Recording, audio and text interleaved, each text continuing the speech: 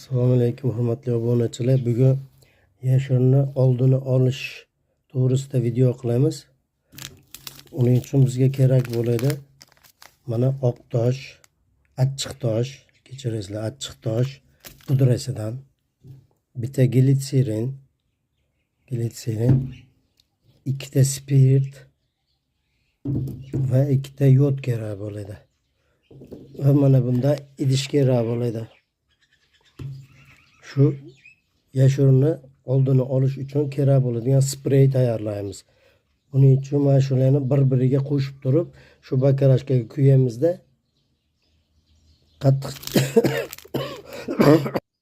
qattiq chalaqlatib olamiz. Chunki mana achchiq tosh erish kerak. Achchiq toshdan choy qoshiqda bir qoshiq solamiz. Mana hammasini echib tayyorlab oldik. Mana achchiq tosh solamiz.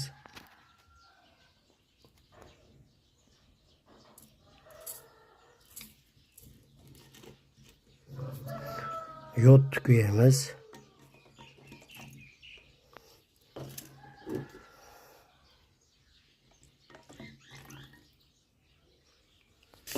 Ve spirt quyamiz.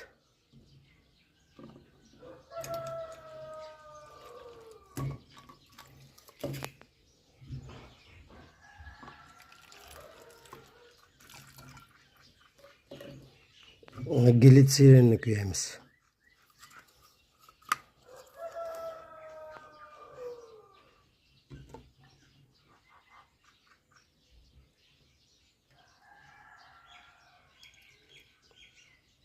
Bu nafaqat yashirga, balki og'zi og'rigan, tili og'riganmi, og'zida chaqasi bor barcha kasalliklarga shifo bo'ladi.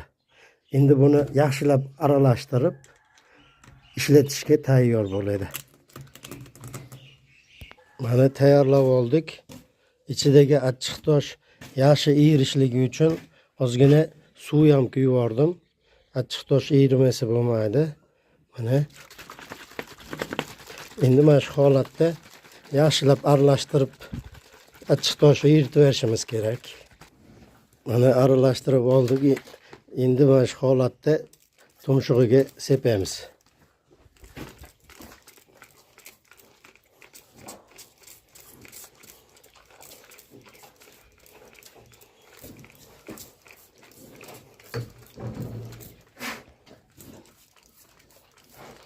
O'zi yalab, tilini ham, og'zini ham o'zi ishlov berib oladi mana.